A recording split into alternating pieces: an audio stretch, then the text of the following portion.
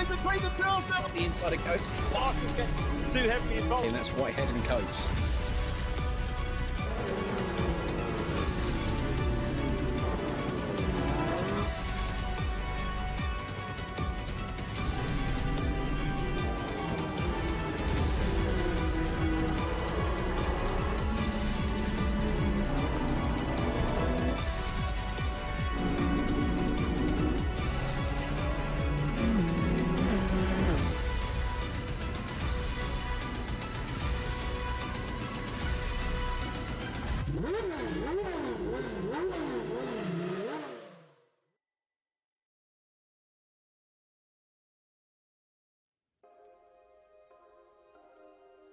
Good evening, everyone, and welcome back to the VRRC for the latest round of the Mini JCW Championship. We are heading now towards the business end of the season, and we arrive tonight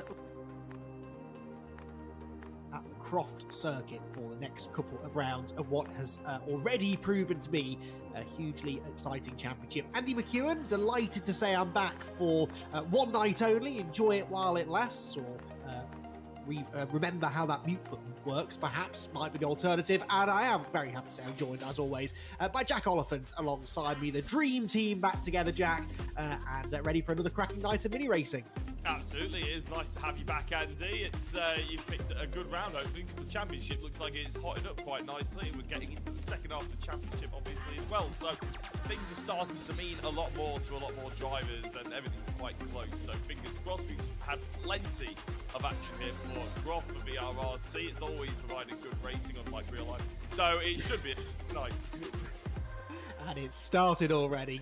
Brace yourselves, everyone. It's not going to get any better, I'm afraid, as the night goes on. But yeah, been a fantastic championship so far, spanning the length and breadth of the United Kingdom. And yeah, this is a very tricky circuit, and one that often throws up a couple of surprises. I think a very certain kind of driving style is often favoured around Croft. It'll be interesting to see which of our drivers comes out on top here tonight. Now, Jack, I've been sort of dipping in and out of this championship a bit as we've been going through. You've been here for a little bit more of it than I have been. How would you assess the way that the first half of the season's gone? Well, we had a few early chargers in the likes of Brad Smith and John Higgins and people who sort of really pushed the barriers, Tom Potter, Tom Churchhouse, but they've sort of been dropping away slightly for the favoured drivers, you would argue, going into the championship. The likes of Nicky Taylor, who took home the most amount of points at Oulton Park last weekend on a real charge, a week ago. Then Joel Lask as well, obviously championship contender in nearly every single championship that we do. He's right at the front end of this minis at the moment. And Andy Carroll, who's found a consistency. And we've always said about how Andy Carroll is a driver who potentially turns up for one or two rounds of a championship.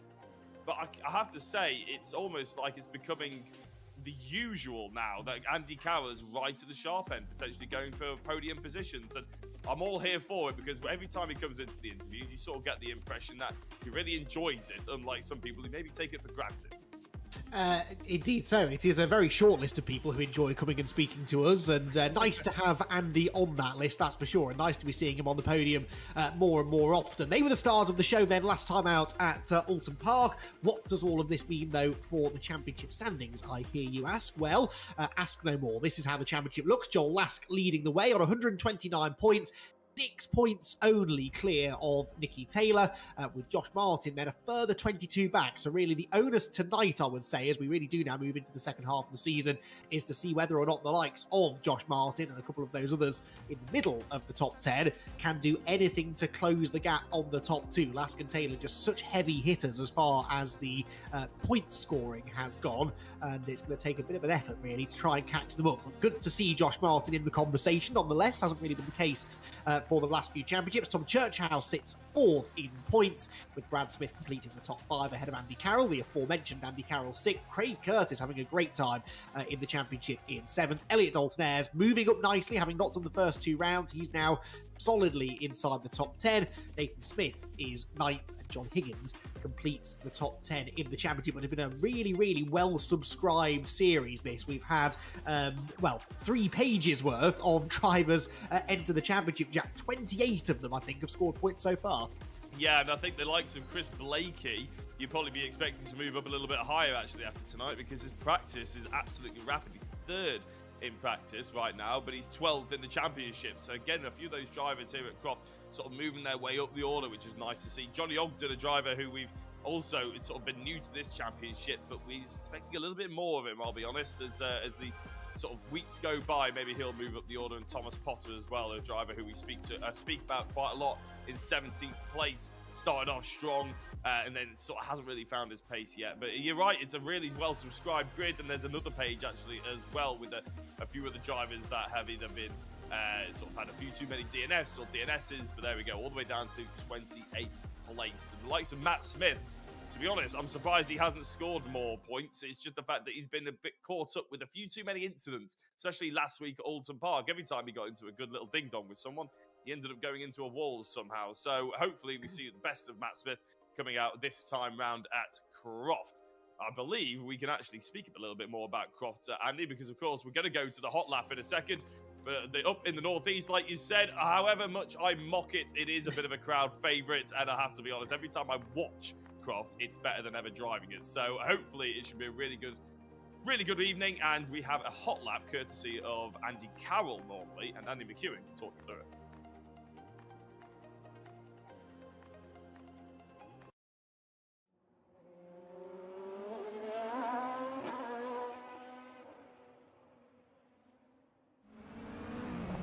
So, a lap around the Croft circuit, then Andy Carroll is our tour guide, and he barrels past the pit lane down towards what is a very busy first sector of the lap. It throws a lot of corners at you in a very short space of time. Here is Clervaux, turn 1, hammer the curb on the inside, straight line the second, and get the perfect line into the never-ending right-hander at Hawthorns. Really important, though, that you've got the right bit of the line for this, the chicane. You fire the car over the curbs and then accelerate down the back straight. Very, very bumpy, and as you can see, not actually entirely straight. There's a left-hand kink just before a very bumpy braking zone into one of the best overtaking opportunities on the circuit.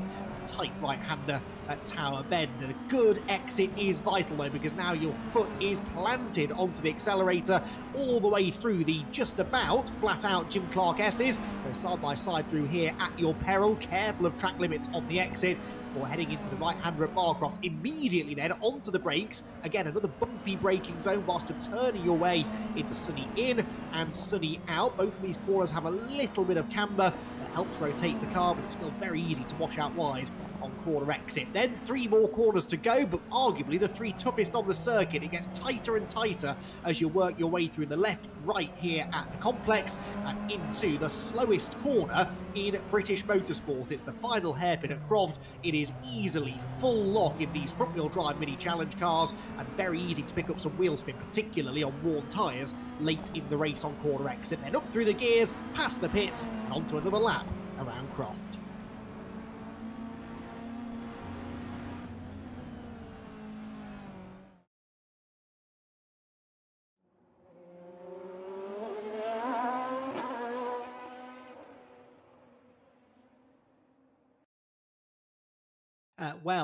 Jack, there's a bit of a heritage in motorsport, a bit of a history of tracks being renamed after drivers who have had a particular affinity to that particular track, maybe had some famous successes there over the years. I did read on social media the other day, there's a petition going around, I think, to rename this place the Circuit Jack Oliphant. What do you make of that? Oh, well, I'll have to say, if they did, I would never return.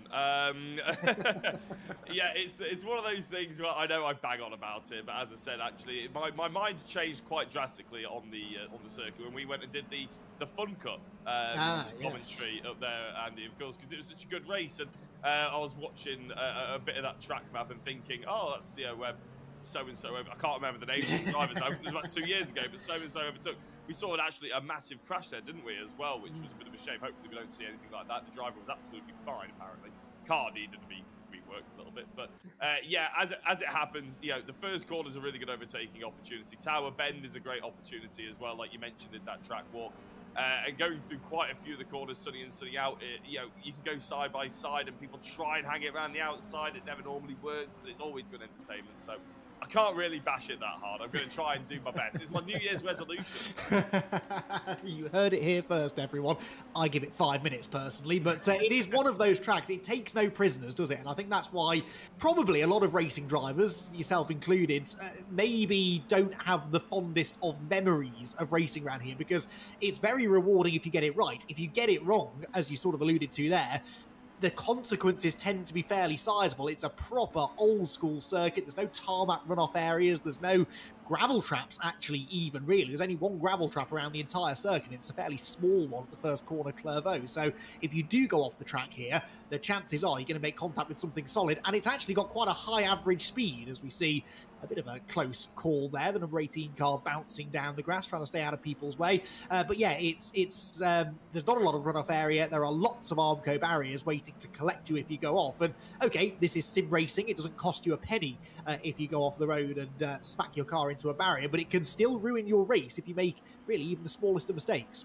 Yeah, it won't cost you a penny, but it will cost you quite a big amount of pride, won't it? And plus, even in qualifying, you can see how tight everybody is working. You said it's a high average speed. That means everybody sort of is trying to eke out that little bit of slipstream as well, aren't they? To try and get that little extra half a tenth here and there. And I have to say, I think I would have enjoyed driving it a lot more if I wasn't in such a car that was so high-powered. Ironically, I know everybody says, oh, it's the higher power, the better, and everything like that. But actually, if you're in one of these minis or something like that, or an MX-5 or something, it does look like a really good circuit to drive. So hopefully they're all enjoying themselves out there as we're watching Nicky Taylor, who's currently on top by 0.2 of a second from Brad Smith, who, again, was an early championship contender and has sort of dropped off the boil a little bit. He was about 5th place in practice. Not the best. Andy Carroll was the pace setter as we were logging on just before we went live into qualifying. So he's a driver that we really need to be looking out for yet again. We've had, as I said, a chat with him a couple of times this season. Craig Curtis, absolutely flying inside the top 5 in practice as well as qualifying. Tom Churchhouse, at the moment, is exactly where we finished practice, actually, in 5th position as well. So, yeah, a couple of drivers that you might not necessarily always expect to be at the top end of the order, Andy, but nonetheless, we're happy that they're there. Indeed so, and a couple further back who would like to be further forward, really. Joel Lask, the championship leader, is in 6th place at the moment, whilst his nearest rival, Nicky Taylor's up there 0.2 clear of everybody else on provisional pole position. So he could do with a bit of an improvement. Remember, Joel Lask carrying 45 kilos, Nicky Taylor 5 kilos lighter, but no longer quickest. Chris Blakey briefly goes to pole, only to be pipped by Elliot Dalton-Ayres, who's been on this real resurgence through the mid part of the season, Jack. He didn't do the opening opening 2 rounds of the championship, so his dropped scores are used up now. He's not realistically going to be a title contender, but that does mean that he's arriving at each round with relatively little ballast on his car. Only really his driver ranking ballast is being added. There's no success ballast from this championship, so he's got a light car, and this is a track that will favour the cars that aren't carrying too much ballast. So not a huge surprise maybe to see him on pole position. What is perhaps more of a surprise is the man who currently would line up alongside him. Yeah, well, just to mention Elliot Dalton-Ayres, actually, he has I've asked him in the interviews about championship and whether or not he's thinking about it at all, and I would expect him to say no, but actually, no, he's really gunning to go as high as possible. He wants one of the prizes just because he thinks it'd be really cool that he can say he got it whilst missing out on 2 rounds. So, yeah, he's really got that motivation to keep going. Chris Blakey running a little bit wide as he sits behind Tom Churchhouse, I believe that is.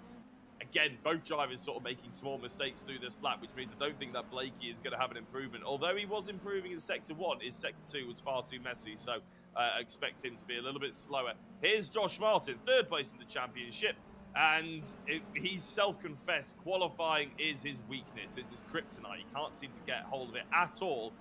Yet when it comes to the racing, he always seems to make his way through the order as the races go on and avoids trouble, which is something that Josh Martin is not really normally associated with. Normally he's associated with the trouble. Andy Carroll just put a purple Sector 2 in, though, but it's not an improvement. He's got pace on him. Yes, but Josh Martin does not, does he? Only improves there by 0.2, and that's 2 positions. 15th he would line up. I know qualifying's not necessarily his forte, but this is a challenging session by anyone's standards. And actually, as soon as he moved up to 14th, we have improvements for Lee Piercy even. And one other driver, I think, improved to knock him back down into 16th place. So Josh Martin back onto the 8th row of the grid, and that is not ideal, especially in a track where it is not the easiest to overtake. I think it's fair to say, Jack, really. Not really that much space, not that many big braking zones, and a lot of the time when you're braking, particularly through the second half of the lap, as we're about to see here on board once more with Andy Carroll, you're braking whilst on a turn, and that makes it even harder to try and get up the inside of someone. Yeah, absolutely. I think if you're going through Sunny Inn, there's, you sort of think, okay, there may be a little look at the opportunity, but as you go through the Jim Clark S's and a couple of the corners before, the problem is it's only one way through there. That you don't really want to go side by side. When you do, that's when you see crashes. So it's such a short run to Sunny Inn that you can't really get the impetus to go up the inside. So it's a little bit difficult, really. But as you say, the first half of the circuit, there are overtaking opportunities, but every single driver will be wanting to get on the front row. And at the moment, Andy Carroll with a green sector 1 and a purple sector 2. What could he have in the lockup for sector 3 as he comes across the line? He's down, and he's unfortunately meant he's still in 3rd. Yeah, must have dropped a fair chunk in the final sector then, because he would look like he was going to smash the fastest time so far, 1:30.6, and ends up actually over a 10th off it. So something did not go right in the final sector. But that final sector, Jack, is basically the final complex of corners. And I think that must be, even I agree, the most frustrating sequence of corners in all of British motorsport, especially in a front-wheel drive car, because all they want to do is understeer. You're accelerating through a tight corner with a lot of lock on the steering, and a front-wheel drive Mini will not enjoy that. No, it's really, really difficult, actually. And it's a bit of a testament to how good these drivers are here at VRRC. And it's something that when you're looking at it on the stream or you look at them in real life and you're thinking, well, they make it look easy. It can't be that hard. It absolutely is. And you're talking minuscule margins because you're going for such low speed as well. You said the slowest corner in British motorsport. And then you're going on one of the longest straights that we have here into an overtaking opportunity. So every single bit of slip and every single little bit of understeer counts massively when you get to the end of the straight. So even in qualifying, we're starting to see the difference that it can make. Trust me, in the race, it's even bigger. And when people start fighting, and when they start lunging each other into that final hairpin, all of a sudden everyone gets held up, and the front two could be out by 5 seconds. They'll lose about 2.5, 3 seconds if they start to lunge each other at that corner specifically. And the problem is at the final hairpin that you've got to take such a wide line in, because the car can barely make it round the corner on full lock, and so you leave this big inviting space on the inside for someone to lunge into, but then when they do lunge into it, they can't really make the corner either, and so you just end up really holding each other up on corner exit, which obviously is not ideal. Craig Curtis jumped up into 4th position, I think I spotted there, ahead of Nicky Taylor. So Nicky Taylor is now starting to slip down the order slightly into 5th position. 6th place then for Brad Smith. Then it's Tom Churchhouse 7th, Paul Laramie in 8th place, Joel Lask in 9th, and Lee Piercy completing the top 10. So Lask only 9th, Taylor only 5th, Josh Martin is still languishing down in 18th place. Tell you what, Jack, I'm beginning to fancy Elliot Dalton-Air's chances myself. I know, yeah, he's been absolutely sublime since he's come back into the championship, to be honest. It makes you think, like, why on earth did he prioritise the GCSEs over this in the first place, really? Because he's obviously superb at this, isn't he? Nathan Smith runs wide, maybe not so superb at this portion of the track. He lets the driver go through ahead of him. Nathan Smith in 11th place, not inside the top 10. He's going to be slightly disappointed with that. Here's Heisman, who I believe is a little bit higher up than we're used to seeing in Dave Heisman. So a couple of drivers who, as I said, not having the best evening. Josh Martin, Thomas Potter as well, can't seem to get to grips with it. Nathan Smith, Matt Smith, but Heisman, I think, is a little bit further up than we're used to seeing. Chris Blakey's just gone purple in sector 2. His sector 1 is not really anything to write home about, though, so I think he might not get the pole position that he's been looking, but he only needs to improve by less than the 10th, Andy. This could be his as Elliot Dalton-Air's crosses the line and doesn't extend it. See what Blakey can do then. Can he find the 10th? No, not quite. A 1:30.6, but it's not a 6:13. It's a 6:41, which means by 28 thousandths of a second, Elliot Dalton-Air manages to hang on at the top. But a fantastic effort that was from Chris Blakey, who himself, of course, is not carrying a huge amount of ballast, 5 kilos only aboard Chris Blakey's Mini, and so that perhaps explains why he and Elliot Dalton-Air is both going so quick. But don't take anything away from Chris. This has still been a very, very impressive performance. He was a class front runner in the Cayman class of our Porsche Championship a couple of months ago, and It's now nice to see him right at the pointy end of a championship proper. I think I saw in the background there Stuart Henderson off the road, so his qualifying session likely coming to an end. But Chris Blakey continuing to push on here and trying to find a few improvements, but his first sector is slightly slower than he has been before, and so no improvement necessarily likely now. However, we do have Dave Heathman improving in Sector 1, a personal best in the first part of the lap for him, as he now tries to move up from 9th place. Another driver who has gone quicker in Sector 1, respectively, is Joel Lask. And if you're talking about championship and looking at that one, well, Joel Lask obviously top of the championship on very, very similar weight to Nicky Taylor, but Nicky Taylor all the way up in 5th position, 6 places higher. And having a look at their BOP as well, the amount of kilos they got on board, Joel Lask only 5 kilos heavier than Nicky Taylor, 45 for Joel Lask, Nicky Taylor on 40. So whatever Nicky Taylor's doing, it seems to be going very, very well for him. If he can maintain that pace through the entirety of a race run, that will be impressive, because the tyres are going to start to get scrubbed, and as Andy said in the track map, that's going to hurt you coming out of that all-important final corner. Joel Lask comes across the line. It's not an improvement in position. He stays behind Kenny Press. Yes, he does, with Johnny Ogden moving up into 12th position. Nicky Taylor to 3rd, so Nicky Taylor jumps up a row on the grid then from 5th to 3rd. Look how ridiculously close those times are, though. Nicky Taylor is 2/1000ths of a second quicker than Andy Carroll, who is just under 200ths of a second quicker than Craig Curtis. So close up at the pointy end of the grid. Kenny Press looking to try and move himself a bit closer to the front as well. He's gone personal best in Sector 1, an average Sector 2, but still perhaps a chance for a bit of an improvement if he gets a good exit from the final hairpin, accelerates up through the gears, needs to find only a 7/1000th of a second to move ahead of Dave Heathman, but he's not ultimately able to do it. Stays in 10th position for the time being. Time for one more lap in the qualifying session for him then. A couple of drivers starting to pull off to the side of the road. Their sessions are done, and not a huge amount of green appearing on our timing screen, Jack, so I suspect Elliot Dalton-Ayres has done enough, but by the skin of his teeth. Yeah, well, Elliot only has 20 kilos on board. I think you mentioned that earlier on, Andy. That will really help him in the race run compared to the likes of Nicky Taylor and Joel Lask, for the reasons I said before. You know, it's going to be harsh on these tyres. It's quite a high degradation circuit here. So Josh Martin, where is he now? 19th place with 30 kilos on board. His progression later in the races is going to be really very difficult. He's just going to have to keep himself out of trouble. Not that far out of trouble that he just jumps out of everybody's way, though. I think he maybe is either going to, he's winding up for one last run with a little bit of slipstream help as well, because here's Andy Carroll. Only needs to gain a 1/10 of a second or just over to get on pole position. It's not going to happen if he doesn't get in the slipstream and nail every single corner. Although it may do. Andy Carroll jumps to the top, and what the hell do I know? Wow, it doesn't just jump to the top, jumps to the top by nearly a 1/10. I mean, that shocked me even. He got personal best in the middle sector, but the final sector was mega, and that is ultimately what has put him on pole position. Now, can Elliot Dalton-Ayres respond? The answer at the moment is no.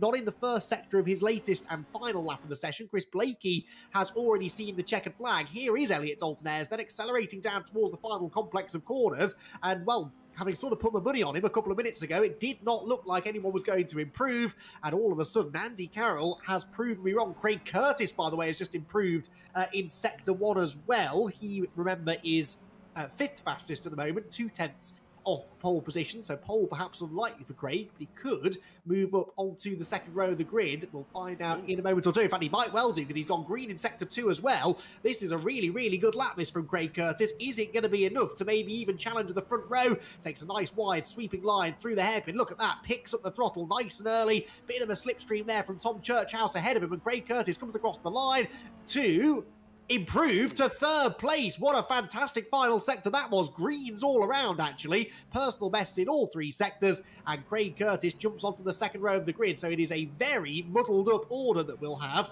for our first of 2 races coming up in just a few minutes' time. It will be Andy Carroll on pole. It will be Elliot Dalton-Ayres second, but Craig Curtis with a fantastic late improvement there will jump up onto the second row of the grid. Well, lots to unpack after an intriguing qualifying session. Race 1 is just a few minutes away.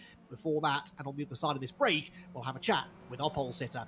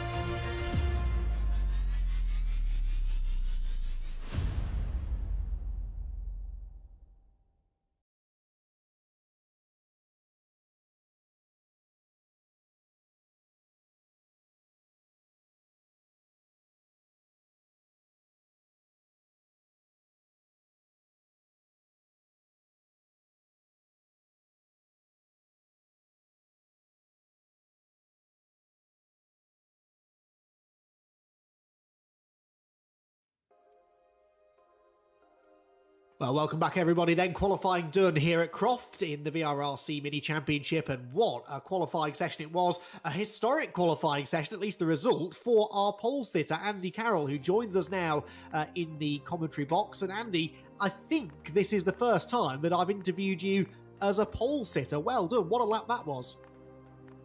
Yeah, thanks, Andy. That was, pulled that out from somewhere. It was tough to get a clean lap in with all the traffic. And then, for most of that lap, I was kind of running pretty much on my same time as my fastest lap before. And then the final sector, I just must have nailed it because I suddenly gained sort of, I think, about 2/10 in that final sector. So, yeah, really chuffed with that. It's my first pole with VRRC, and it's been a long time coming. So, yeah, really chuffed. That is crazy, actually, to think that, like you said, after all the races that you've done, that's the first time you've landed on pole position. And honestly, halfway through the lap, we didn't even see it coming either. We saw the improvements in the second sector, but what do you think was the key through those final few corners? Myself and Jack were discussing that final sector a bit during the session and how tricky it is, how patient you've got to be on the throttle. And what do you think it was maybe that you found in what essentially is just the final three corners? Yeah, I think it was probably that double right-hander.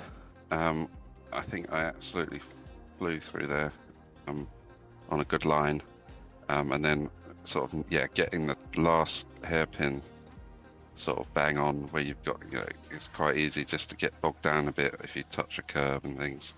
But I think I got that correct and sort of had drive straight out of the corner, so that then helps right down the straight as well. So. Yeah, as I said, I was quite surprised. And I kind of looked at my delta coming out of that last corner, and it was purple. And wow, yeah, it's one of those things. But it was so close with Elliot and Chris all week on the practice times, and it was I was expecting it to be really, really tight, and even the top five was really close. Well, that's the thing as well, because the times are so tight. If you'd have qualified behind any of those drivers, getting past them would have been a real challenge, wouldn't it? Now, I'm not saying you're going to have this easy out in front, anything but that track position around a track like Croft, especially when you're all capable of running within a tenth or so of each other, that could be really important, couldn't it? Yeah, it doesn't look like there's a huge amount of advantage for pole here in terms of grid position. Elliot looks like he's about 2 foot further back or something. So it's just going to be as long as I can get a reasonable start.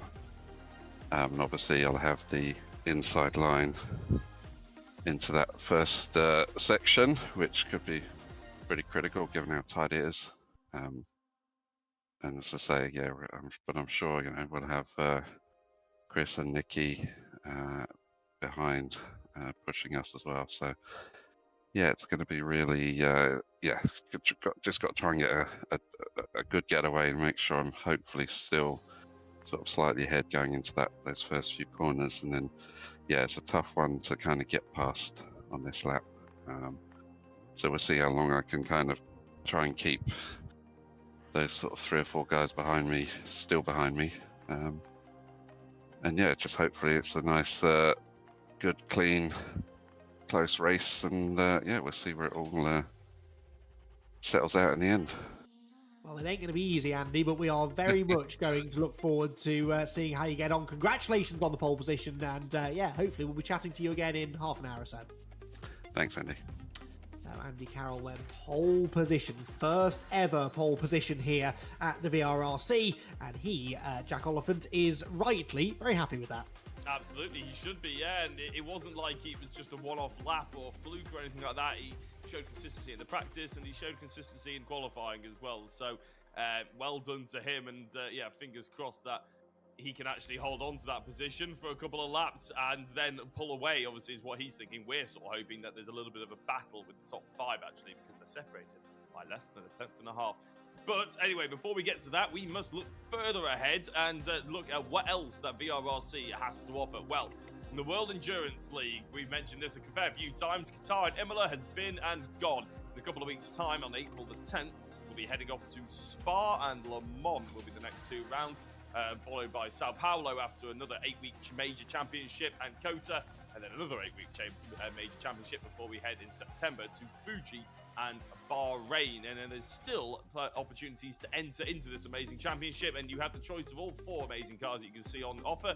And I'm being moved on rather quickly here. So the round 1 has already been and gone of the Truck Racing Championship. Round 2 at Zolder has also been and gone, and round 3 on March 17th is at LM Bugatti. And any of those trucks on in front of you, it won't be fully broadcasted, but there is live watch-alongs. Free entry for any VRRC Discord member. Next thing then will be the time attack.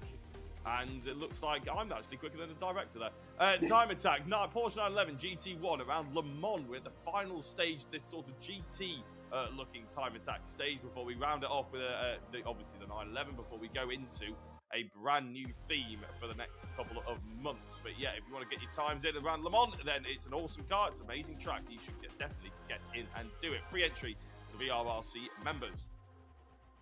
And lastly, but not least, the F1 Mirror League. Saudi Arabia, March the 7th. This is the championship where effectively we mirror the F1, but only for 12 rounds. So Saudi Arabia kicks off the championship, and it should be a decent ninth race. 2 25-minute races. Race 2 being a full reverse grid, something that the real F1 are too pansy to try and do.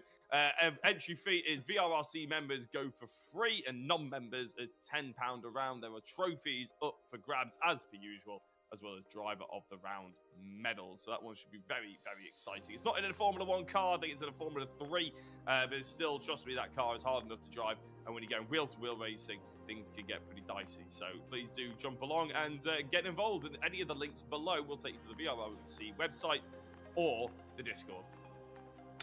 Well done. And breathe, Jack. We'll get back to you in 15 minutes or so when you've had a chance to calm down from all of the excitement. There's so much coming up to look forward to here at the VRRC, and they're very much looking forward to being here for as much of that as possible. Right then, race 1 coming up momentarily. We've got time for one more break, and then we'll have all of the action from Croft.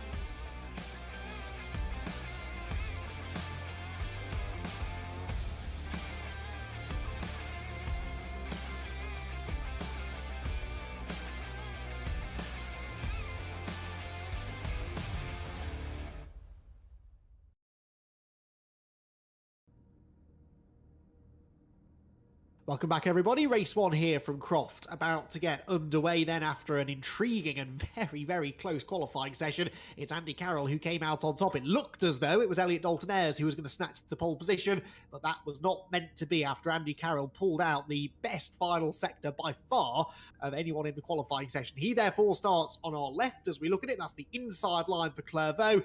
As he was saying in the interview, it's actually not a staggered grid here at Croft. It's a 2x2x2 standing start, and that means it could, Jack Oliver, be a fairly congested run down into turn 1. Yeah, it's all about who gets the best grip off the line, isn't it? And, well, considering the top 5, as I said in the build-up, with less than a tenth and a half separated, really that could be absolutely crucial. It also could be a bit of a pile-up in that mid-pack, so hopefully people keep their heads. Another point that I wanted to mention in the mid-pack, actually, is Thomas Potter. It seems to have pulled one flying lap out somewhere, so he moved himself up into the top 10. Heisman is in 10th place as well. Joel Lask got demoted to 12th. That's what made me think about it. And Josh Martin's still all the way down in 19th place. He couldn't get anything out of qualifying. He's going to be praying that there's not a pile-up.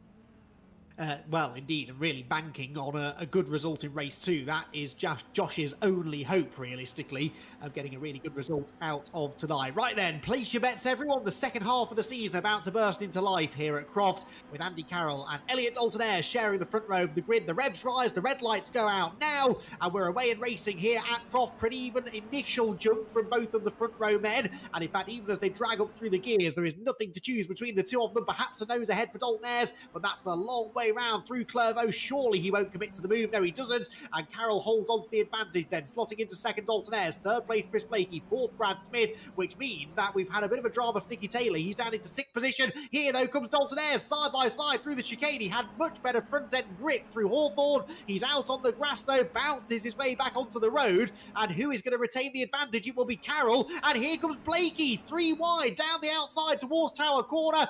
Andy Carroll having to fend them off from all sides and somehow succeeds in doing so. Blakey now hung out to dry as they all barrel towards the Jim Clark S's together.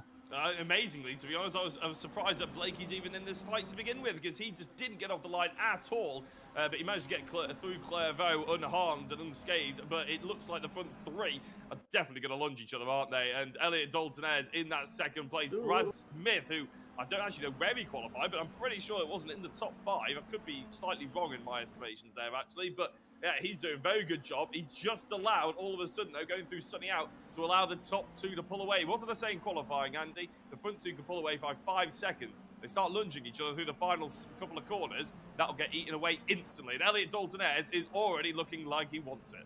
Yeah, that was definitely an attempted lunge, wasn't it? But Andy Carroll saw it coming at the last second, covered it off, went defensive, and he will somehow lead at the end of lap number 1. But my word, he was under assault there for most of the first lap of racing. Carroll leads then. Dalton Ayres second, Brad Smith in third, Nicky Taylor fourth, ahead of Craig Curtis, Chris Blakey, Tom Churchhouse, Thomas Potter is 8th.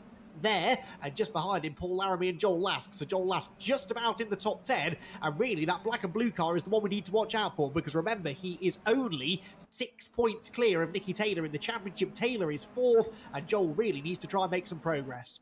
I'm looking for Tom Churchhouse. He's dropped all the way down to 7th place, which isn't ideal. I think he qualified in 5th, maybe he qualified in 6th or 7th, actually, to be fair, so it isn't that bad. Dalton Ayres going for that narrower entry. Andy Carroll confident that he wasn't going to get lunged, going for that later apex to get the best drive through the Jim Clark S's, and I think he's just about managed to do such a thing, although Dalton Ayres hasn't really been dropped, has he? Unlike Brad Smith, who's got Nicky Taylor breathing down his exhaust pipe now.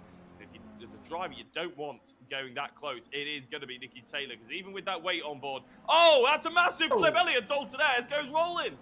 What on earth happened there? I glanced down at the timing screen at the worst possible moment, and he's carried on. What was that all about? He's back on the road then, and that looked very, very bizarre indeed. He has rejoined in 6th position with Tom Churchhouse right behind him, but lucky, really, to still be in the race at all. I'm actually looking back on the live stream now to try and figure out exactly what happened there, and it looked a little bit like a slightly glitchy curb strike, really, and the car overreacted a bit. And over it went. I'm sure it will have sustained some damage, but he's lucky just to be in the race at all. To be honest, I'm looking at the crash sort of pop-ups that come up with that timing screen, and I don't think there is that much damage. I think it is literally just a bit of a glitch. So that is very strange indeed. It's allowed Andy Carroll to have 2 seconds near his, damn it, breathing room to Brad Smith, who's got Nicky Taylor for company. And, well, where's he ended up? He's ended up in 6th place, hasn't he, Elliot Dalton Ayres? In between Chris Blakey and Tom Churchhouse. So Chris Blakey, he's really not had the best start, dropping down into 5th position. That did help the Dalton Ayres pole. It helped Blakey anyway. I don't think it helped Dalton Ayres too much, but it means that he's got one more position further up. But now we're probably going to see Dalton Ayres carve through. It's going to be an entertaining race, Andy. It was an entertaining crash, but it's not probably going to be a true representative of what could have been. Well, yeah, I mean, what progress can he make, though? Because it's so difficult to make the positions up around here, and it's a quick group of drivers ahead, although that will help. That was Brad Smith making a mistake, outbraked himself through Sunny, a bit like Tom Churchhouse just did further back, and that means that it's sort of bunched everybody up behind him. Nicky Taylor, I think, might be through into 2nd. He's looking around the outside. It's all kicking off 3 wide further back, but that is the fighting within the podium places, and Taylor, yes, has muscled his way through, took advantage of the mistake there from Brad Smith, and he is up into P2, takes a very defensive line through the hairpin. Out wide went Craig Curtis, and they all come out in the other side in the same order. So Taylor second, Smith third, Curtis fourth, Blakey fifth, and Elliot Dalton-Ayres loving seeing this battling ahead because that could open up an opportunity for him to come through. He's peeking to the inside of Chris Blakey, already keen to get on with this. Yeah, that's if he can see the action through the red mist that's probably descended in front of him after that glitchy mistake. But it's interesting going through the final corner though, because you saw three different lines from Taylor, Smith and Curtis. You saw Nicky Taylor going for that really defensive line. Brad Smith sort of in the middle of the road, which maybe is sort of the best of both worlds. Not particularly quick, but you're not going to get overtaken, but you might have a look at the inside of someone. I think Craig Curtis just go as wide as he can through to get that exit, but leaving the door completely open for Chris Blakey to have a little bit of a nibble, but luckily for Curtis, he sort of got away with it. But yeah, really interesting to see how they all came out at pretty much equidistant lengths from each other in the ends, as Nicky Taylor pulls away slightly from Brad Smith. Yeah, indeed. Nicky Taylor, perhaps the only one apart from Dalton-Ayres who might have the pace to chase after the race leader, but 2.9 seconds is quite a big starting point to work from, isn't it, really? Andy Carroll can afford now to drive well within himself, you would have thought, and still retain that advantage, but we'll watch the timing screen with interest to see if anything happens. The best thing that could have happened, really, there for Andy Carroll was an incident occurring for Elliot Dalton-Ayres, because Dalton-Ayres was right on his tail, and that moment has bought Andy Carroll a very, very healthy lead indeed. So out of the hairpin we go, and Brad Smith holding on to this third place for the time being. Dalton-Ayres there at the back of the group. What can he do about Chris Blakey? He's clearly quicker than this group ahead, Jack, but where are the overtaking opportunities? Well, going into turn one is potentially one, and we saw Chris Blakey, or is that Craig Curtis, sorry, having a little look at the inside, but it didn't happen. Elliot Dalton-Ayres almost trying to crowbar his way through before he gets to the second chicane. It doesn't quite happen there either, but now is the opportunity, isn't it? Get a clean exit out of that chicane, get all the way down, foot flat to the floor, and try and make your driver in front of you move left or right. Get in the slipstream, lunge into Tower Bend. That's what Elliot Dalton-Ayres is thinking about here, because again, it's a late apex is optimal. That means the gap gets opened up. Brad Smith and Craig Curtis ahead of them are battling, but Chris Blakey versus Elliot Dalton-Ayres is the one we're going to be focusing on. As they go through the S's, it's going to be exactly the same order as they went into Tower Bend. But you can see that's the opportunity, but it does get extinguished far too quickly through the Jim Clark S's. Yeah, if you can, the contact, they're all into each other, they're all sideways, and they're all still in the same position somehow, because I mentioned it's a narrow track. As soon as you start going sideways around the corners, there isn't actually the space for anyone to drive past you. So a little bit of a concertina effect there going into Sunny. It is Dalton-Ayres who just sort of ducks his head out of line, tries to find an opening on the inside of Chris Blakey, heading through the complex. That doesn't quite work. What about the hairpin? Yes, he's going to look to the inside. He does more than look. He commits to the inside line. And Elliot Dalton-Ayres for fifth place is go. He's gone through, and down into sixth goes Blakey. That was a textbook lunge, wasn't it, Jack, to use your technical term from earlier on?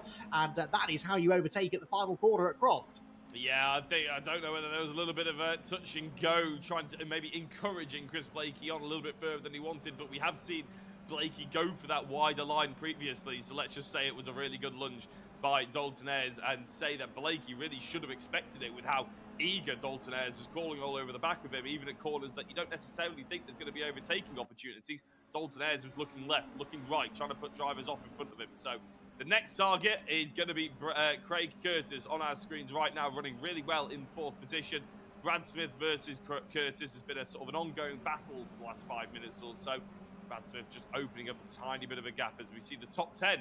Now, this is a bit of a train forming behind Thomas Potter, isn't it? With Nathan Smith, Paul Laramie, Dave Heisman, Stuart Henderson, all in the mix going through the S's.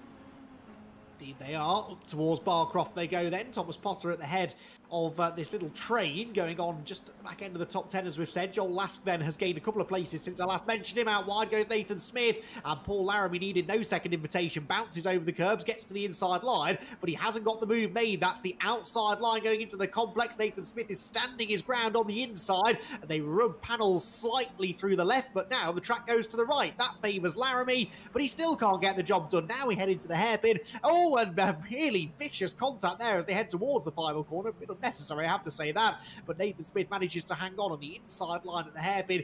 Almost always translates to the best position heading down the straight. Dave Heisman there, I think, was coming into the pit lane to serve a penalty just behind. I think that was because of track limits infringements. And so he will drop towards the back end of the field. Laramie peaks to the inside at Clairvaux. But Jack, that first corner, it's actually quite a quick corner, isn't it? So if you go to the inside, it's always a bit of a low percentage move, isn't it? Yeah, and you can't really fit two cars through it either, so one of you is going to probably end up in the gravel, and it's probably going to be caused by contact. So it's not a move that is offered easily, let's say that. You really do have to be side by side, and you really do have to play ball with each other and respect that both of you probably going to have to hit the brakes and go a bit slower through there than you reasonably want to. But yeah, ultimately, you're not going to see too many lunges, as Elliot Dalton-Ayres has now found himself clinging onto the back of Craig Curtis. We said that that was going to be the next driver with a target on his rear end, and unfortunately for Craig, he's going to have to do a little bit more defending than trying to catch Brad Smith, because Elliot Dalton-Ayres is on a mission, isn't he? He's lost out on a potential race win, as we see Andy Carroll still about 3 seconds ahead of Nicky Taylor, but Nicky's not that far away from these lot, and there's only 15 minutes left. That's plenty of time for Dalton-Ayres to carve through and maybe have 5 minutes, a little pop at Nicky Taylor. Well, and crucially, Taylor isn't really gaining at all on Andy Carroll. The gap was 2.9 seconds about 7 or 8 minutes ago. It's 2.8 seconds now, so not really going any quicker than the race leader, Nicky Taylor. So that gap staying pretty sizable. Carroll looking good out at the front of the pack.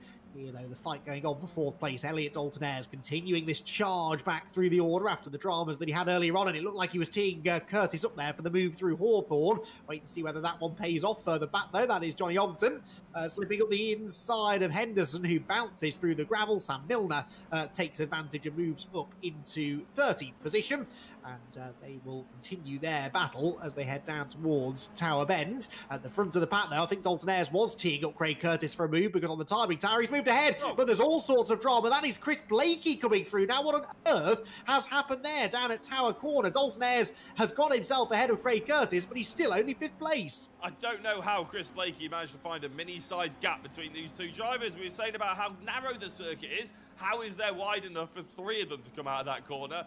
We just don't know, do we? Or maybe there was a little bit of contact between Dalton-Ayres and Curtis. They bounce off each other. Then Blakey drives up the inside of, well, through the middle of them, shall we say.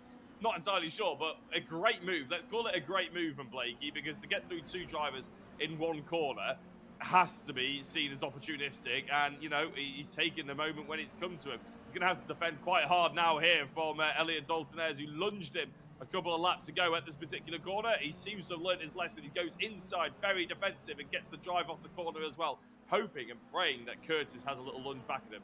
Yeah, well, Dalton-Ayres sort of actually did the wrong thing there. He got a really good run through the right-hander, which meant that Blakey was fully aware that he had to defend into the hairpin. You almost want to try and surprise your opponent there and sort of come from a bit further back. But anyway, Dalton-Ayres will try again on the next lap, I'm sure. Seems to have a really good front end on the number 71 car, does Dalton-Ayres. He can really hold tight lines through corners like Hawthorne through that final sector, and that, I think, is partly, at least, why he's able to make some overtakes, but hasn't yet been able to actually break up any further than 5th position. What about this time into Tower Corner? He's just a touch too far back here, and so has to settle back in line again. So intriguing stuff. Curtis, strangely now, dropping away from these two and into the clutches of Tom Churchhouse. And look who that is, just slowly but surely starting to eat into the advantage this group had over him. Joel Lask. Joel Lask not out of this one yet. Any points, any places he can gain in this race could be absolutely crucial as far as his championship hopes are concerned.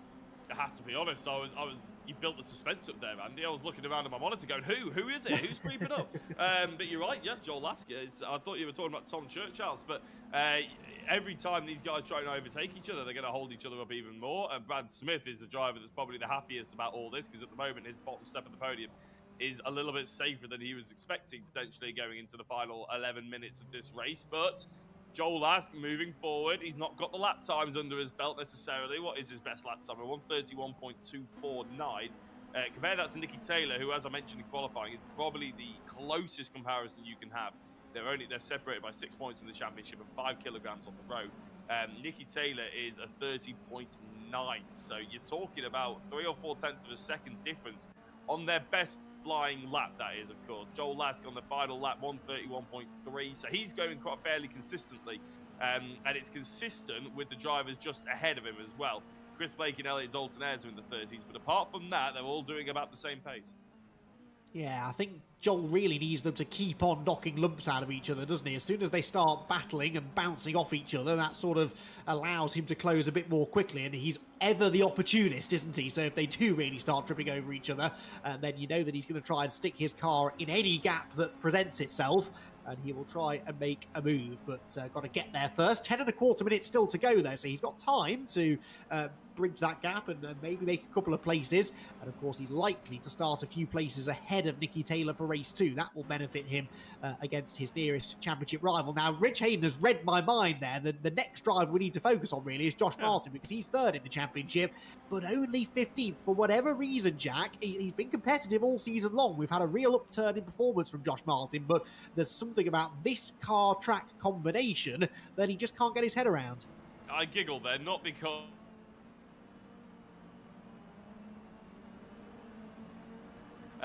so it's nice to see that great minds think alike and whatnot. But Josh Martin, yeah, he's struggling. He's getting past Sam Milner right now, but yeah, for some reason he's just in no man's land, isn't he? And I can't even say that he's been involved with any bit of contact or anything like that, because in qualifying he just didn't have it either. He's going white line defensive here, Andy.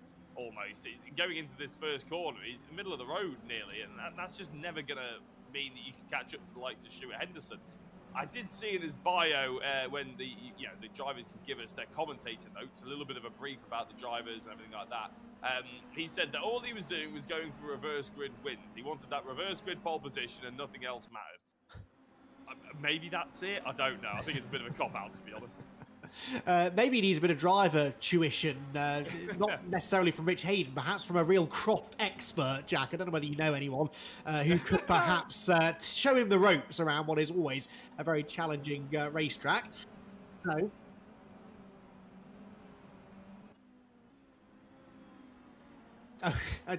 Rich, were you broadcasting to everyone there, or do I need to relay what you just said? Because that was quite interesting.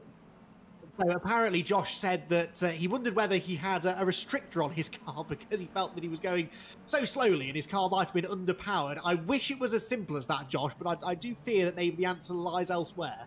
Yeah, I think that's a bit of a karting excuse, isn't it, really? He left the junior restrictor on and wanted the senior in the senior class or something. But yeah, a bit of a shame. I think he needs to be able to brush this off and maybe practice a bit more. I'm starting to make a tally, to be honest, Andy, of the amount of drivers that come in and they say, oh, well, you know, I didn't practice that much. I've only done half an hour of practice. I only installed the track as qualifying went live. You know, I only jumped on the sim 5 minutes into the first race. All that rubbish, right? Okay, it's just the drivers sometimes need a little bit more effort in. And the likes of Andy Carroll, I can pretty much guarantee you, Chris Blakey, Craig Curtis, drivers who have turned up this week have probably gone and put the effort in as Elliot Dalton-Ayres carves his way through Chris Blakey as I praise him. Going through the Jim Clark S as though it might be a different story. Yeah, this ain't over yet. Blakey's going to try and stand his ground. Side by side through here is not easy to do. Out wide goes Blakey, but he didn't really have anywhere to go there. They're still side by side through Barcroft,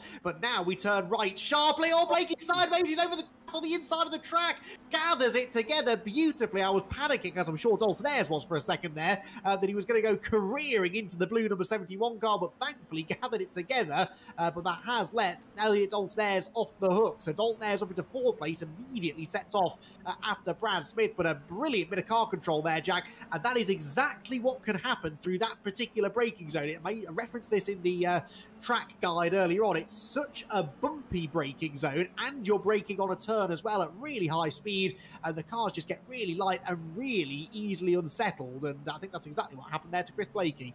Yeah, it is difficult because a front-wheel drive car, obviously, you are trying to brake and push the inertia over that front left tyre would be if you're braking on turning right. It can be an advantage, but equally the rear end goes so light that it's really difficult to keep that back end in check. So, especially if you're doing it consistently every single lap with tyres that are degrading and drivers who are going left and right of you, trying to overtake the ones in front of you, it can be so difficult to strike that balance that, you know, some of these drivers obviously... Well, I think he got a little bit lucky there, let's put it this way, that the corners kept on turning right, because if we had just a left turn there, Chris Blakey would have been somewhere well near the back at this point. So it's really good that he was able to keep it going. Did allow Dalton-Ayres, though, to have a free shot pretty much at Brad Smith, who's probably fearing that the last 5 minutes are going to be a little bit busy for him. Well, yeah, because there's no doubt who the quicker of these two drivers is right now. It's certainly Elliot Dalton Ayres. He's steamed up onto the rear bumper of the number 69 car and looks now to try and make a way through if he can. Both of these drivers, of course, running with Phoenix Sim Racing support. So in a way, they are sort of frenemies, if you like, out on the track, but I don't think Brad Smith's making this too easy for Dalton Ayres, defending quite heavily into the complex and into the hairpin. He's going to have to go the long way round here as Elliot Dalton Ayres, because Brad Smith wants to get the podium, but really it's the least that Elliot will be satisfied with here as a podium finish. He knows this was a race that he could definitely have won, certainly finished second pretty easily in, and he'll be disappointed to be now stuck in fourth, staring at the back of Brad Smith's car. They turn right into Clervaux. Smith just carries a bit too much speed in, but then it narrows up so much into the hook at Hawthorne, doesn't it, Jack, that you can sort of make a bit of a mistake at turn one. You're always likely to be able to cover the position into turn two. As long as you don't go in the gravel, yeah, you're pretty much right. You just reset about 30 yards further on, but going into the Tower Bend, that's a different story. Here comes Dalton Ayres looking around the outside, the long way round of Brad Smith, who defended so well through the final corner. Is he going to stick up the apex? He does keep a narrow line out, which doesn't allow Elliot Dalton Ayres to get the switch back. And through the S's, I think Dalton Ayres knows that that's not a move that's going to happen just yet. Let's save it up, try and get the momentum and lunge him into the final part of the circuit, and hopefully don't have to lose the rear end again. Going through into Sunny and Sunny out. No, not even worried about this, is he, Andy? I think he's waiting and biding his time. Brad Smith clatters the curb as they go through into Sunny out, and it's just about still nose to tail. Yeah, the move's going to come in the complex, isn't it? Look, he wants to try and get Brad Smith offline, so jink to the inside to force a defensive move out of Brad. That means he might be offline now, going into the right-hand element of the complex, which he is, and that might now open the door heading into the hairpin, but you know that Brad Smith will defend the inside line. To the outside goes Dalton Ayres. Their battle is bringing the next group of cars back onto their tail, though, and so actually Dalton Ayres running out of time in a way. It's not necessarily that Chris Blakey might be able to take advantage of this and overtake him, but it's just that extra bit of distraction that Dalton Ayres doesn't really need right now. He wants to focus all of his attentions on fighting Brad Smith, and instead he's got this queue of cars now starting to form behind him. Brad managing to hold on for now, but look, this is where Dalton Ayres has been so strong. Brad Smith understeers out wide. Elliot almost got the overlap, but can't quite make it happen. I think they've lost about 2 seconds to Nicky Taylor on this particular lap. Well, definitely a second, nearly 2. As here goes Dalton Ayres yet again. Brad Smith almost white lining it straight into the middle of the circuit. That's a very defensive line, isn't it, Andy? Pretty much impossible to get round. And you're right, here comes Chris Blakey, Craig Curtis, Tom Churchhouse, and Joel Lask, who's just about somewhere in the background. You might be able to smell their exhaust fumes, but that's about it. He's not really in this battle at all. But Dalton Ayres, he needs to get through. I thought he would get through the pack a little bit quicker. I thought this last 2 or 3 minutes would be between him and Nicky Taylor. They go through Sunny in, and his contact. Here comes Chris Blakey again, trying to get past Elliot Dalton Ayres, but he can't quite find a way through. Brad Smith holds on.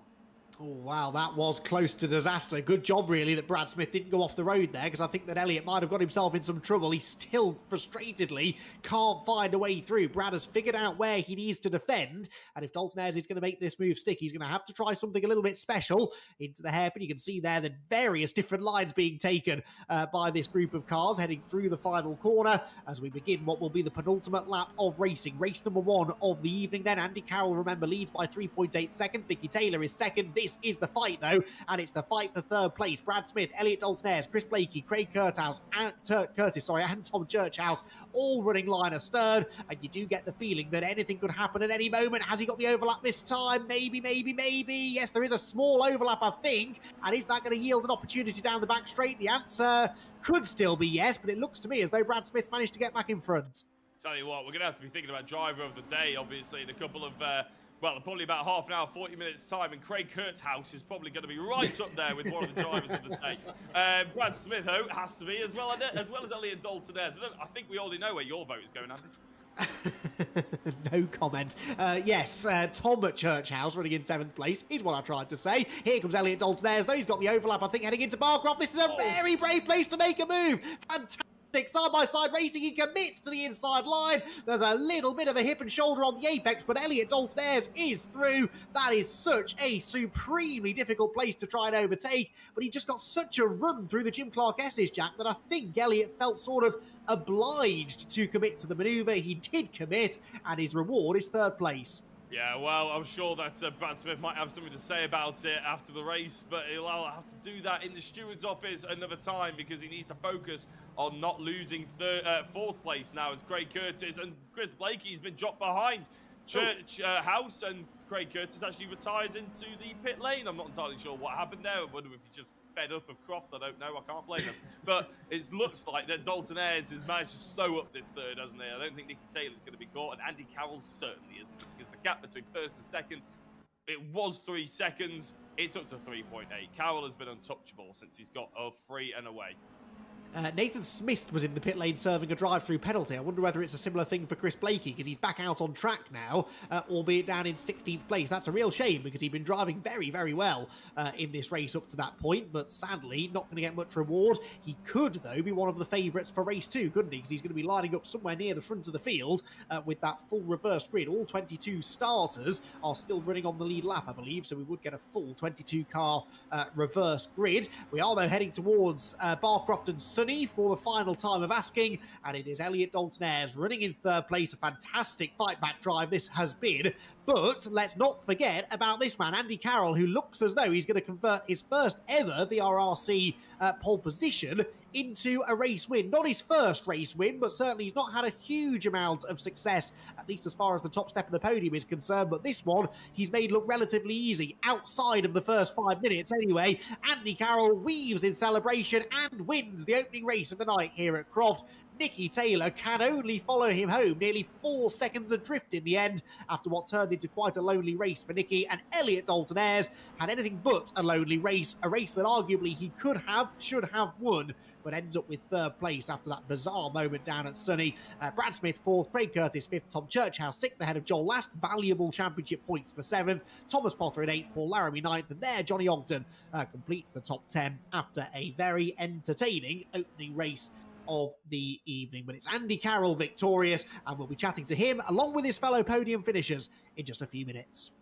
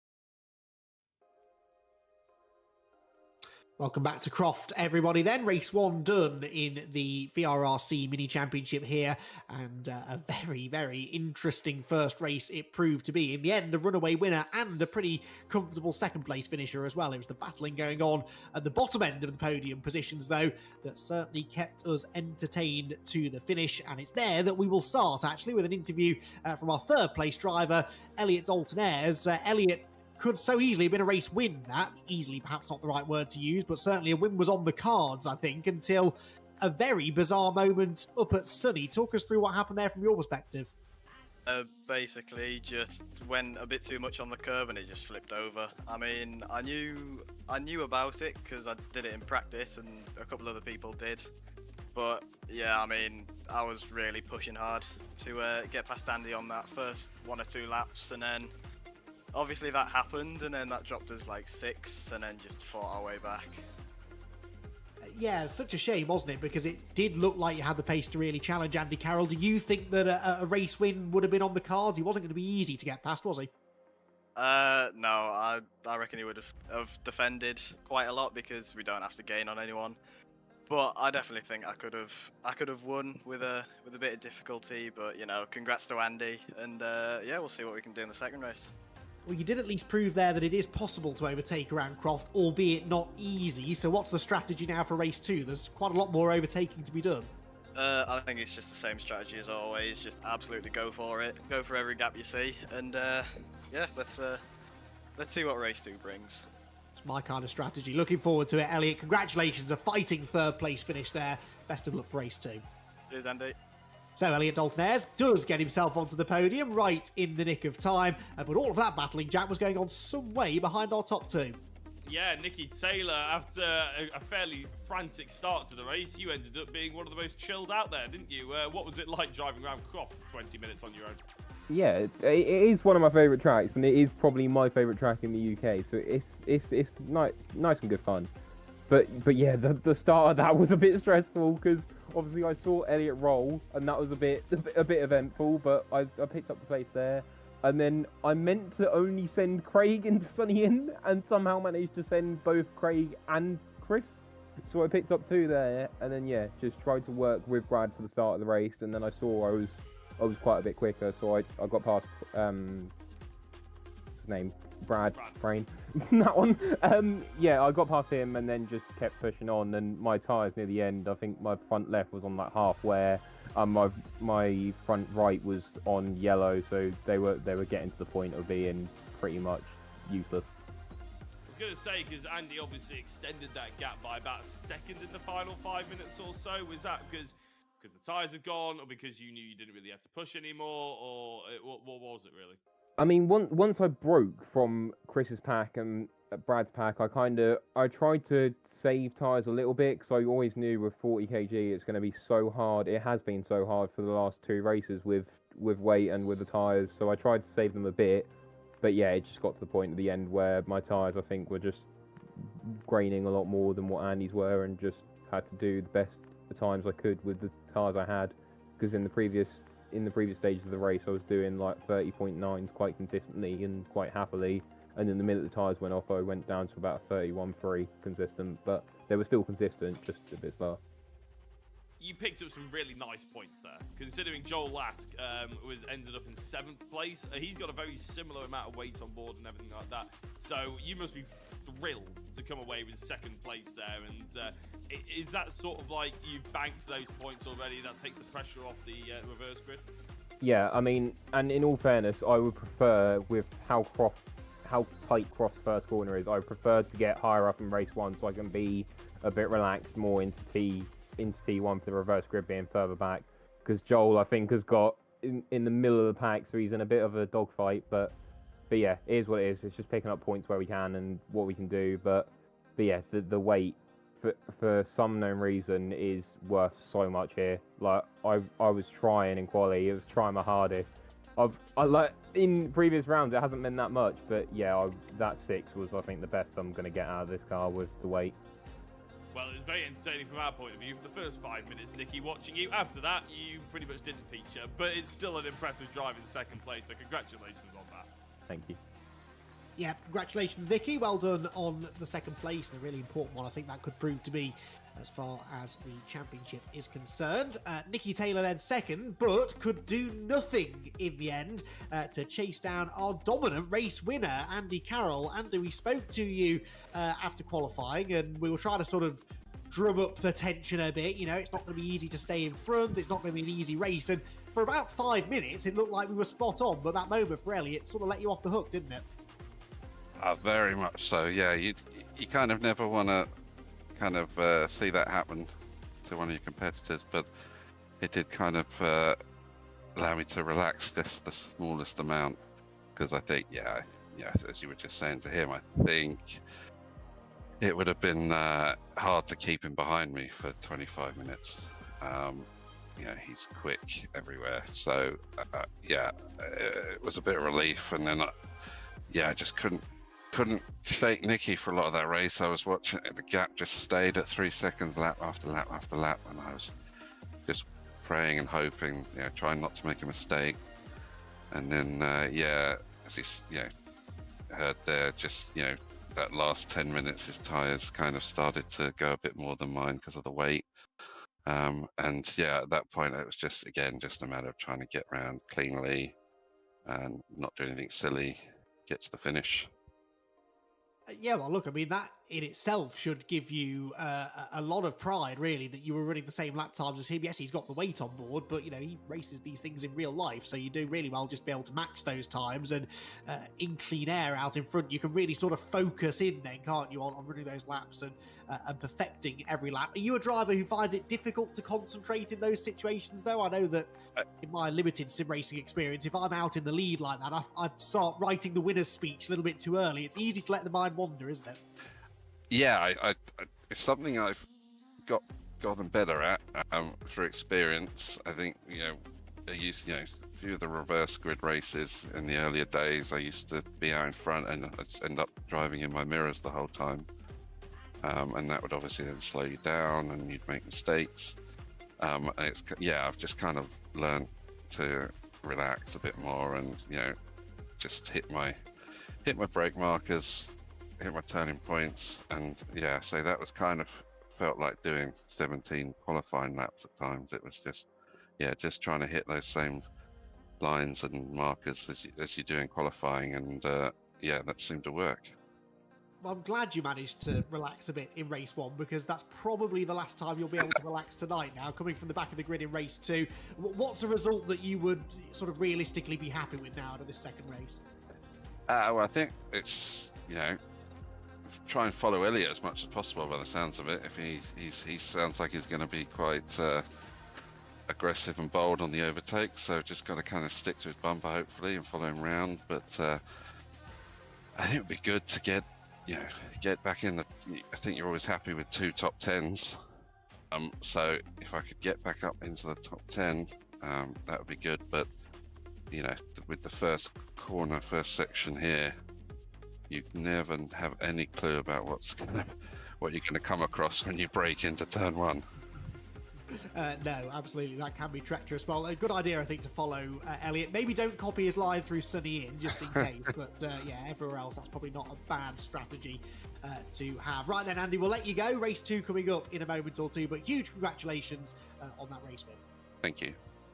So there we go. That's our first race done, Jack. And now we look towards race 2. And I have to say, and I know I'm going to regret saying this, it was a very clean run through the first few corners the first time round. The reason I'm saying this is because I don't really think we're in for the same sort of thing this time round. No, oh, thank God you said that at the end there, that bit at the end there. It's going to be a little bit hectic. It's going to be quite difficult, I think.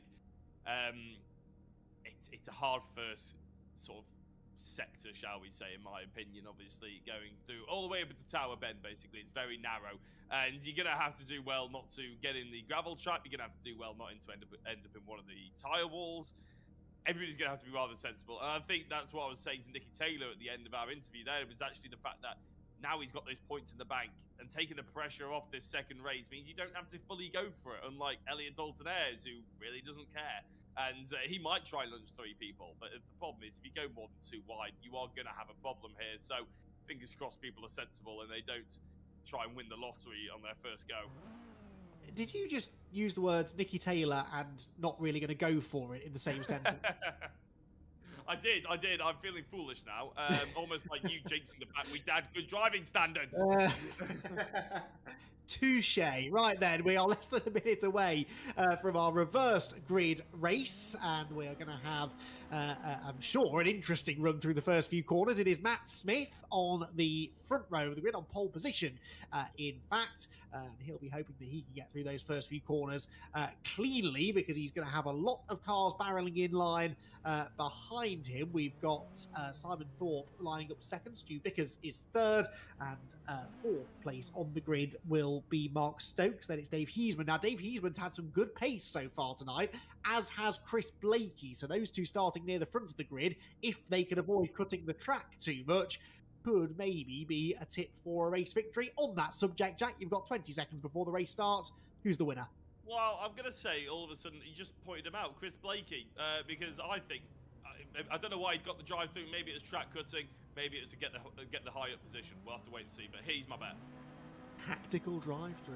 Very interesting. Right then, here we go. Red light's about to be illuminated, and our second race of the night here at Croft about to burst into life. Matt Smith versus Simon Thorpe on the front row of the grid. Who gets the whole shot? Well, it's not going to be whoever that was from row 2. I think that was Stokes, wasn't it? Stu Vickers, sorry, from the outside of row number 2, who went absolutely nowhere. It is neck and neck at the front of the field, though. Matt Smith holds on to the advantage, turning into turn 1. Lee Piercy, though, gets into the back of Simon Thorpe, and here comes the carnage. Cars around everywhere. Thorpe into the barriers. Absolute bedlam, and there's more drama. That's Curtis upside down. Craig Curtis is on his roof. I think that Elliot Dalton Ayres was involved in that as well. Curtis out of the race. We sort of saw that coming, didn't we, Jack? Well, if some of us didn't jinx it, it would be fine. But yes, we did see that one coming. Matt Smith leads the way. Chris Blakey's up to second place, so maybe I didn't jinx that bit so much. Josh Martin up to third, picking up points. Nathan Smith, Mark Stokes, Stuart Henderson.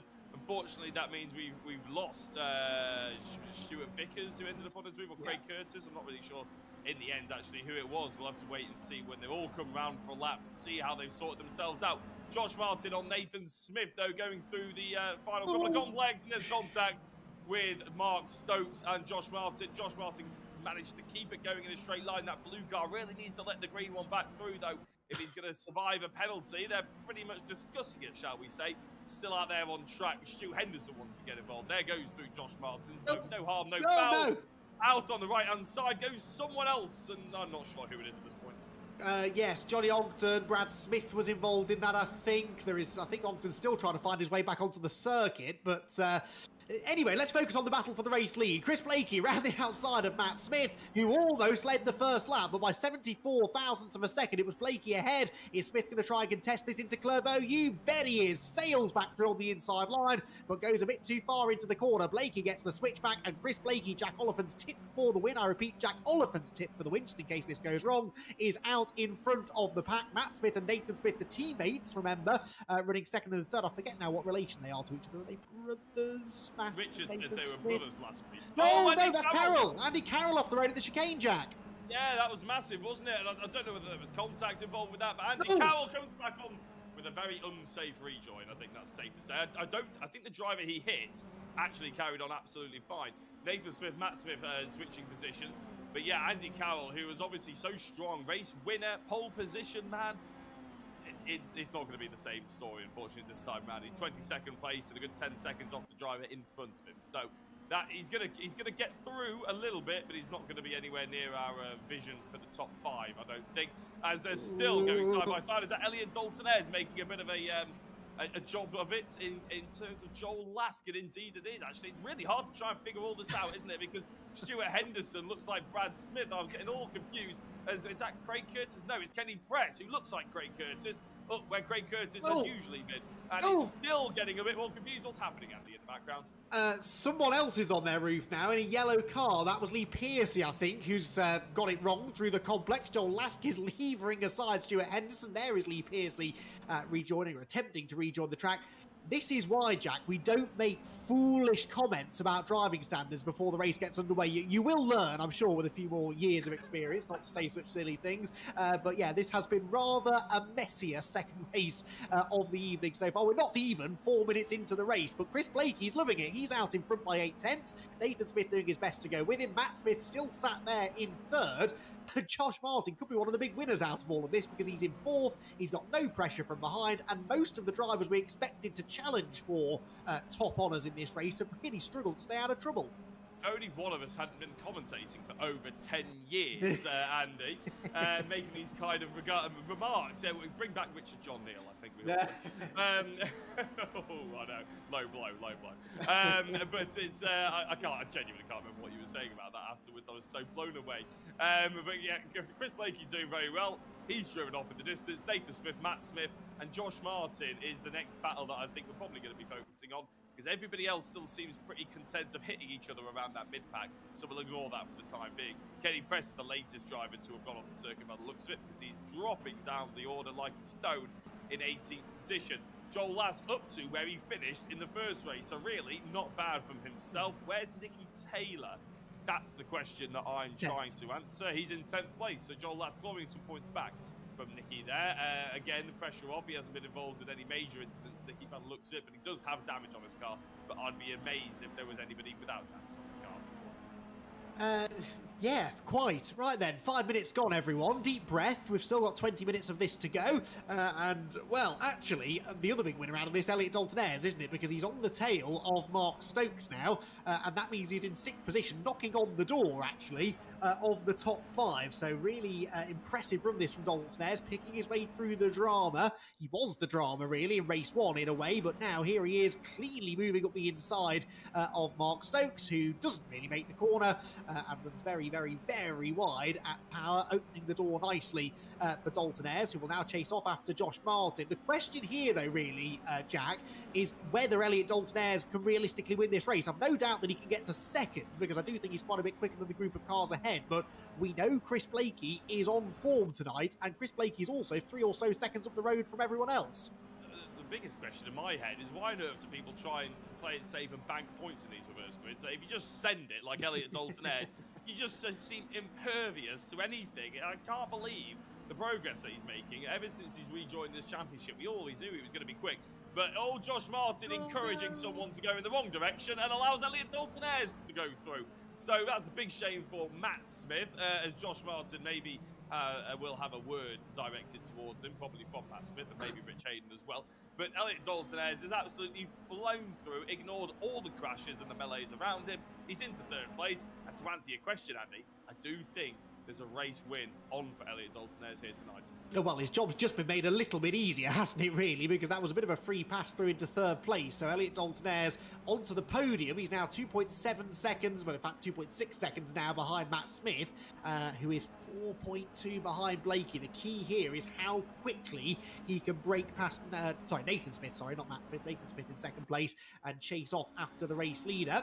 There is Joel Lask. Now, he will be pretty happy with this as well. Nicky Taylor up to 9th now, but still several places behind Joel, who looks as though he might be able to go forward a little bit further. He looks a bit quicker than Josh Martin right now. Behind him, Mark Stokes and Stuart Henderson are doing battle, and then it is Nicky Taylor, I believe, at the head of the next group of cars. Is it? He might have a lap car in there. Oh, contact with the Jim Clark S's sideways there went Stokes, that was, wasn't it? So Henderson's got past him. Mark Stokes very sideways, floored the throttle, saved it. Now there's more drama in the background for Paul Laramie. Yeah, Matt Smith and Sam Milner, Thomas Potter's involved.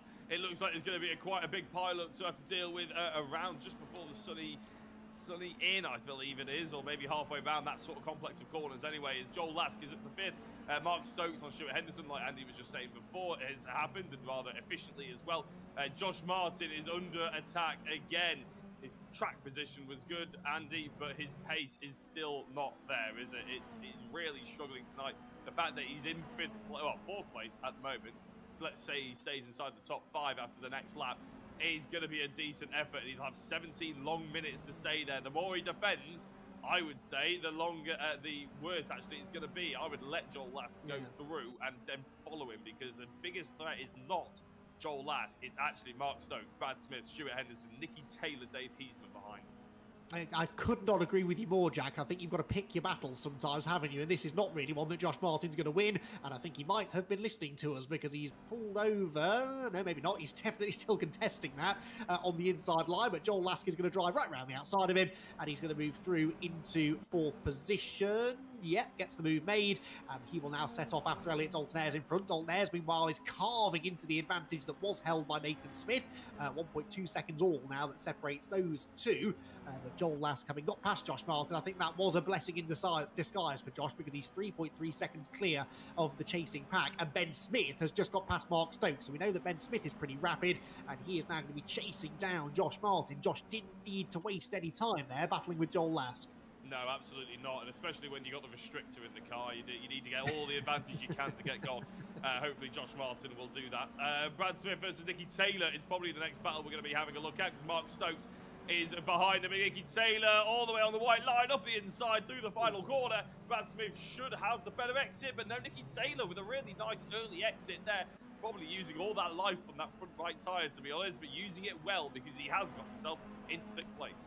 Yes, he has. So Nicky Taylor then up into 6th. That means he's only 2 places now behind Joel Lask. So he's on a net gain here then, really, because he was more places than that ahead of Joel in race 1. He's now narrowing the gap to his nearest championship rival in this one. And of course, Josh Martin really desperately now needs to try and keep Nicky Taylor behind him should Nicky come knocking, but that's not going to be easy to do in the slightest. Right then, Elliot Dalton-Ayres has caught Nathan Smith. He's just over 6 seconds adrift of the race leader, though, and he's not yet found a way past Nathan Smith. So if Chris Blakey doesn't put a foot wrong here, I don't think it's going to be that easy for Dalton-Ayres to chase him down. Elliot, therefore, might choose to just take his time over this move a little bit more, wait for his moment. We saw in race 1 that he's got a few tricks up his sleeve, and he's going to have to deploy a couple of them now to find a way past Nathan Smith, who on occasion this season, Jack, has been as quick as anyone. Yeah, it is a difficult driver to get past, and Elliot Dalton-Ayres will know that full well because he's been in enough rounds with him now to realise he's no mug, put it that way. And I think that Nathan Smith has left the door open there. No, he's gone very, very wide, though. Can he get that reverse? No, he's made that very easy for Elliot Dalton-Ayres. Just as we were saying how good Nathan Smith was driving, I think he may well have slightly given up that position, but no, he's getting on the fight back. He's got that side slipstream. I'm not sure if that's a thing in the simulator, but it definitely looks like it is because he's going to have the inside going into turn 1. And we said about how quick that is. Dalton-Ayres goes for that cutback. He's going to have the inside going into the chicane. Look at this. It's going to be a bit dicey here, Andy, isn't it? But Nathan Smith is going to go stage exit left. No, he's going to try and make the corner, but that means he has to dive in behind Elliot Dalton-Ayres. Yeah, absolutely. That was never really going to work around the outside there, was it, through the chicane? But he might choose to have another go into tower. Remember, he is 15 kilos lighter, his car is anyway, than Elliot Dalton-Ayres, and that's just giving him slightly better acceleration out of some of these corners. He might use that to his advantage now, coming out of tower to try and get the overlap into the Jim Clark Estes. He's hunting around on the outside. Look at that, drags himself up alongside, but it's the long way round the left. He can't get the inside for the right, and almost got into the back, actually, of Elliot Dalton-Ayres. So very, very close indeed. Elliot should now be okay, I think, but look at the damage that's done to his chances of winning the race, because they're now 7.2 seconds adrift of Chris Blakey with only 13 minutes to go. So I think that just took a lap too long, really, didn't it, to get through. But as soon as you start going side by side around here, Jack, we've said it all night long, you will lose a chunk of lap time. That's exactly what happened there to Elliot Dalton-Ayres. I think second as good as it will get now. Yeah, you read my mind, really, I think. I was looking at the time to Chris Blakey as they were going side by side while you were covering that, Andy, and it just kept eking out 2 tenths, 3 tenths, and then jumped by half a second as they went through tower. It was always going to be a bit difficult. Joel Lask has gotten through on Josh Martin. Nicky Taylor is the next driver to have his radar set on the back of Martin's car. Obviously, Lask got ahead of him a couple of laps ago. But look at the gap that he's pulled out. Even with 45 kilos of ballast on board, he's the heaviest car out there is Joel Lask, and he's still putting in some decent lap times. But Chris Blakey is not slow at all. He's just actually put in a purple sector 2. His last lap was a 1:30.9. The lap before that was his fastest of the race, a 1:30.7. To put that in perspective, Elliot Dalton-Ayres' best lap overall, which was when he was catching Nathan Smith, he only had one flying lap before he did catch Nathan, to be fair, I think, was a 1:30.8. So a tenth slower, or half a tenth slower, than Chris Blakey's fastest time. What he can do now in fresh air is anyone's guess, but in just saying that Chris Blakey is driving very, very well.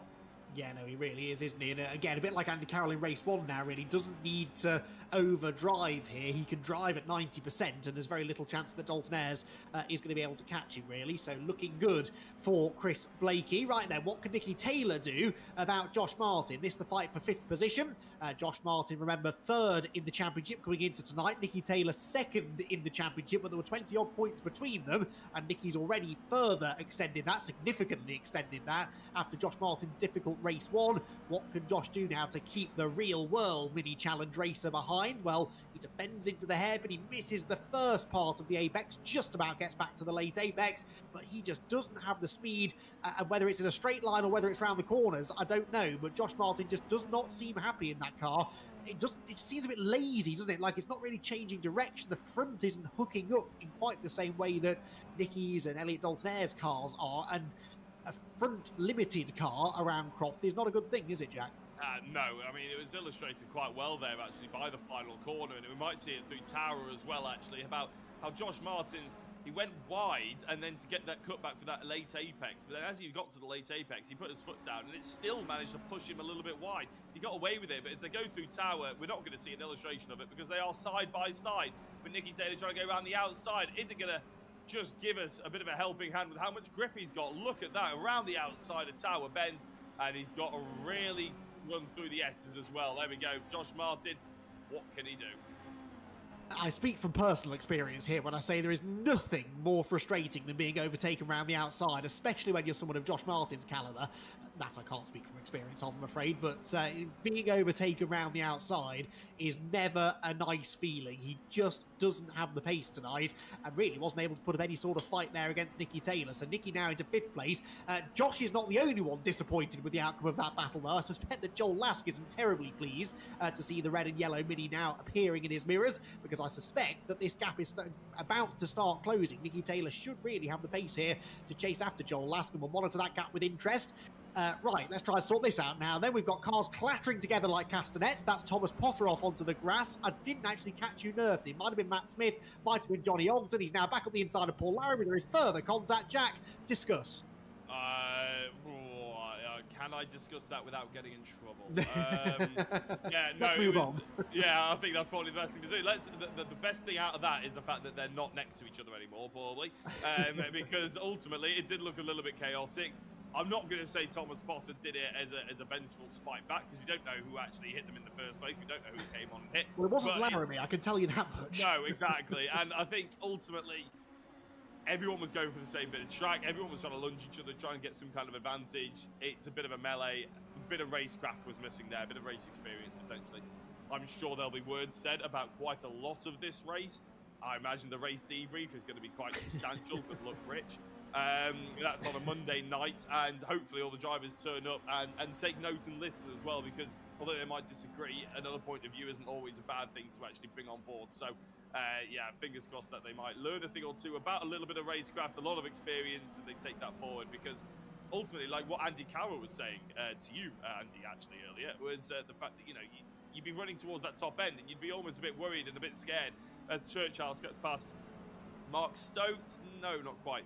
But the racecraft wasn't really there. You know, you get nervous, you start driving in mirrors, you go for moves that aren't on just because you think you have to, because you're at the front end of the field. That's not how he's supposed to drive it. As a anchor up the inside for Heisman on Churchhouse. Yeah, a little bit of experience is what I'm trying to say. Yes, They keep okay. interrupting me. Yes, they do, don't they? They won't give us a moment to breathe here. We've still got 7.5 minutes of this to go, and they're still side by side into Clervaux. Heisman's going to try and do the impossible and go around the outside at Clervaux. That wasn't going to work, and so Tom Churchhouse, rightfully, really, retains the position after that little bit of a helping hand that he had through the hairpin. Yeah, that race debrief it starts on a Monday evening. It might finish at Wednesday afternoon, I think, the way we're going. There is so much to discuss after what has been a very busy second race of the night, and it ain't over yet, because Nicky Taylor is starting to eat into this advantage that was held by Joel Lask. 1.2 seconds is the distance between the two of them. Josh Martin wasn't really, you feel, able to put up a fight against Nicky Taylor, but we know that Joel Lask is definitely going to put up a fight against Nicky Taylor, whether he feels able to or not. This could be a grandstand finish between these two championship contenders who, let's face it, have had run-ins in the past, Jack. Yeah, well, Joel Lask has had run-ins with a few drivers, and so has Nicky Taylor, so they were bound to clash horns eventually again, weren't they? But to be honest, we're all here for it as neutrals. We want to see the best racing with the best racers out on track, not settled in the steward's room or anything like that, not settled on drop scores or anything, just out there on track at a track like Croft, where they're both going to have worn tyres, they're both going to have similar situations, they've got battered looking cars. This could be a grandstand finish for the next 6 minutes, because Nicky, I think, well, clearly over the course of the evening, has the pace on Joel Lask, but Lask has that track position, and he's not going to want to give it up either. So extra motivation for both drivers to try and take points away from either of them. Here's back to Churchhouse, Mark Stokes and Dave Heisman. I'm not entirely sure I can handle this one again, Andy. Well, they refuse to leave each other alone, these three, don't they? Mark Stokes having a solid drive, actually, here in ninth position. He's been sideways more than once, I seem to recall, in this race. Hopefully not about to have that happen again. He has got Tom Churchhouse attacking him, though, heading down into Tower Corner, and he's left the gap on the inside very invitingly. It would have been rude of Tom Churchhouse not to try and slip through on the inside, really, which he does indeed commit to. And they run wheel to wheel on corner exit as well. Who's going to come out on top? There's a bit of a squeeze from Churchhouse. He's got the outside for the left, but then the inside for the next 3 or 4 corners, and that should, in the end, be enough for him to lever aside Mark Stokes, which it is, and he moves into 9th place. Can Dave Heisman now follow him by? Stokes gets a penalty look for cutting, so he went a bit too wide there through one of those corners, and unfortunately Mark Stokes were about to remove from this battle because he's got to drive through to serve with just now 5 minutes to go.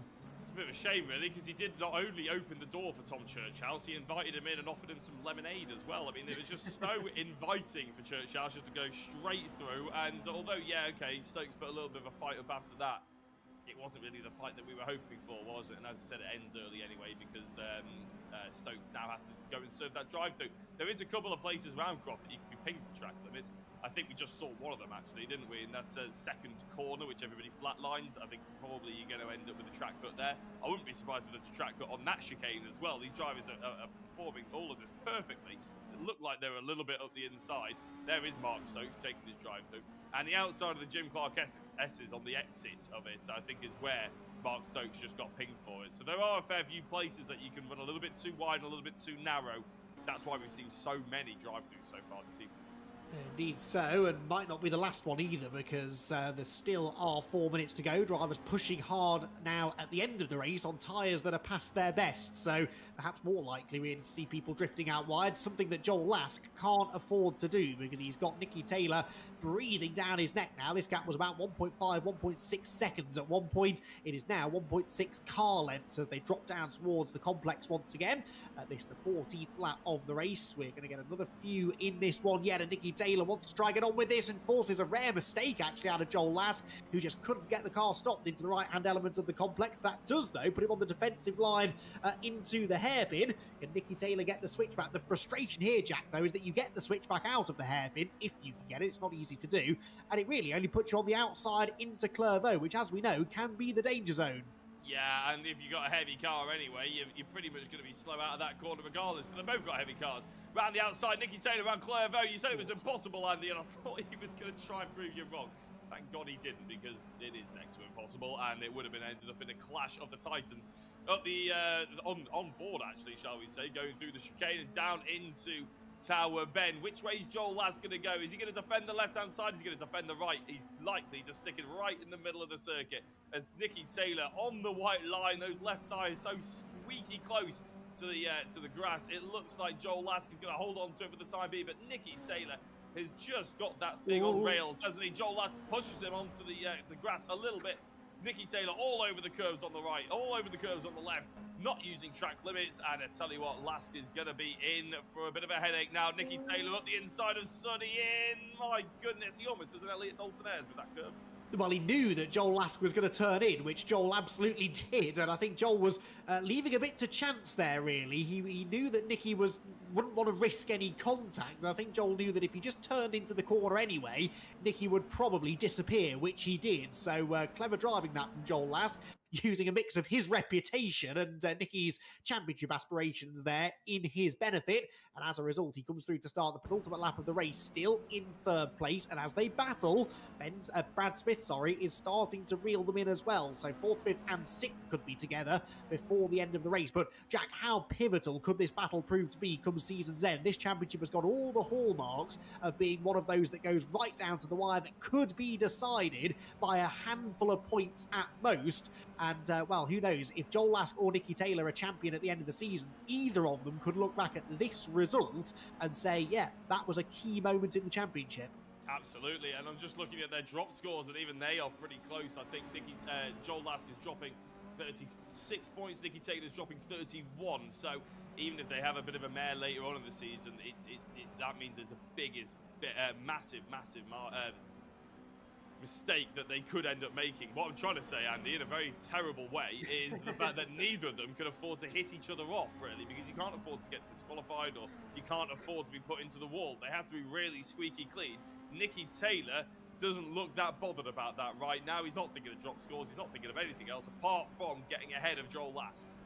Well, you say that, but there have been a couple of times where he's had a chance to go up the inside, and Joel, like I said, has just sort of turned across his nose, knowing that Nicky can't afford to make a mistake. In a way, there's more pressure on Nicky here. He's the one who has to make the overtake. He's got to keep it clean. If there's contact, it's far more likely to be blamed on the aggressor, on the overtaking car, than it is the defensive one. Not always, but very often that is the way it works out. So Nicky has to make this a clean move, and he has to be weighing up the risk versus reward factor. He's only got one more lap to try and weigh that up, though, because we're on to the last lap of the race. Chris Blakey only 4.8 seconds clear of Elliot Dalton-Ayres. He should still be fine, but that gap has been creeping down. How much of that is Chris Blakey managing things, and how much is Elliot Dalton-Ayres charging? I'm not so sure. Nathan Smith sat in third place, a bit lonely really in third, but anything but lonely are our two championship protagonists, who are less than a mini's length apart as they head down the back straight and into really the last really good overtaking opportunity of the race. Joel Lask covers the middle ground. Nicky Taylor wasn't really close enough to attack anyway. Has Lask overshot the corner? No, gets back to the late apex, and for now at least Jack stays in front. Yeah, smart that by Lask. He was going slightly defensive. He left half a car length on the outside, which allowed himself to take the fastest line while also appearing to be defensive and try and stave off any sort of thoughts of Nicky Taylor lunging. I wouldn't be surprised if Taylor settles down for this fourth place. I also wouldn't be surprised if he tries to lunge him, but that's the case of watching Nicky, isn't it? You never really know what you're getting. Chris Blakey has been absolutely superb. I know we've been focusing a lot elsewhere, just like the Andy Carroll's win earlier on, but Chris Blakey, who's about to finish this race, to come out the final corner, he's been undeniably superb tonight and in this second race as well. He's won it as convincingly as Andy Carroll did just about half an hour ago, and very, very impressed. Elliot Dalton-Ayres charged through the order and got his way up to second place. Nathan Smith is about to cross the line in third, with Joel Lask leading Nicky Taylor across the line into fourth and fifth position, respectively, with Brad Smith in sixth. Indeed, so fantastic race that, and Nicky Taylor, I think in the end did realise that discretion was the better part of valour, wasn't it? There was no point in taking a really risky move there, especially given the fact that it was Joel Lask that he was racing with, and he will settle for fifth and hopefully not lose the championship by a couple of points come season's end. Well, fantastic second race of the night. We will have all of the fallout from that one and at least have a chance to chat to our top three finishers in just a few minutes.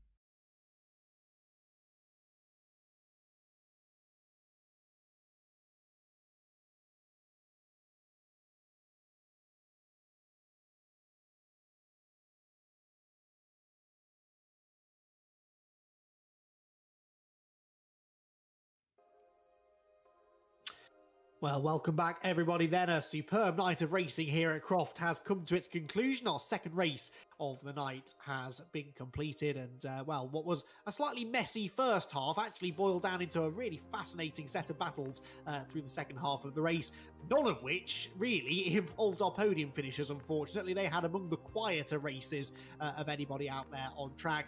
They are the three drivers who we will be speaking to first, and we'll begin with our third place finisher, Nathan Smith, who finds himself on the podium. And Nathan, a fairly quiet conclusion to your race, but the first sort of 10 minutes or so, they were pretty lively, weren't they? Yeah, yeah, it was a bit of a quiet race, really. I definitely didn't have the pace, struggled with the car, felt like a sack of potatoes, but I thought I just dealt with it, managed to get a bit of a break at the start, and then sat behind my brother and Josh and picked them off, and managed to stay out, but I couldn't match anywhere near the pace of Chris. He was gone absolutely like a rocket. Few drivers I think we've spotted tonight who they don't really look like the car's responding quite as they would like. Do you think that is maybe setup that a few of you have missed, or is it just that this place really requires a certain kind of driving style? It really, you have to be so smooth around here. Any silly little mistakes, there's a few curbs if you hit, they'll knock you clean off. There's a few bumps, if you hit them, they'll knock you offline.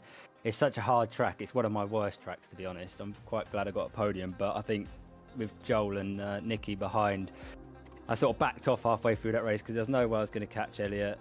I saw Joel and Nicky battling, so I felt kind of safe, and the car was just getting worse and worse and worse by the lap. So I just took it easy, and it was all right. It wasn't the most enjoyable race for me, but it was all right. Yeah, look, you got on the podium. That's not a bad thing, and you escaped most of the drama that was going on in the early stages there, which is definitely a good thing. But we've seen some flashes of real pace from you actually this season so far. It's very difficult though, no matter how quick you are, to get on the podium, isn't it? So always nice when you do get that opportunity. You must know as you're lining up on the grid for the reverse grid race. Oh yeah, okay, I've got a shot here. Well, it's pure luck, to be honest. It's all how you get around the first couple of corners, isn't it? Because it could all end pretty quick, and most of the time it does. But I seem to have, in this car, I can get quite a good start nearly every time off the lights. I sort of pull, and then you can sort of hang back and pick your way through quite nicely with this car. But trying to push it around here is a nightmare. Yeah, got to be smooth, got to be patient, haven't you, around here? But you managed to get yourself on the podium with a solid third place finish. So big congratulations, Nathan. We'll see you again next week. Yes, thank you. So Nathan Smith then finishes in third position. As he said, pretty quiet race for him, as it was through the second half, really, for our second place finisher, Jack. Yeah, and well, the first question, Elliot, is how the hell did you do that? That was astonishing. To avoid all of the drama and to get through and to be in second place by the end of it was simply stunning. How on earth did you get through the drama at the first time? Was that skill, anticipation, or pure fluke? If I'm honest, I didn't get through it. I got caught up in about 3 incidents where someone was side on to me. Right. But yeah, somehow the car stayed on the road, wasn't pointing in the wrong direction or upside down this time, which was good. And just got through to like 6, and then I literally thought to myself I was in 6th before and I got a podium, so I can do it again. And that's exactly what we did. And then just lap by lap just kept catching up to Nathan, and then got past him at Clover, I think it was, and then just I was trying to get into the 5 seconds between me and Chris, just in case he had a penalty, so I would get in front of him. But you know, it was a good race, that. I was gonna say, did you end up sort of, when you got into second, did you have a sniff that there might be an opportunity to move forward one more position? Were you desperate for it, or was it a case of you were quite satisfied with second place, you just wanted to get to the end then, and just the adrenaline had gone, sort of thing? I mean, you always want to be first, but yeah, I mean, back when I was in the pack and I saw just this black car going round, I was trying to figure out who it was, and I looked on the leaderboard and saw it was Chris, and obviously he was quick tonight, so it was just trying to push really hard.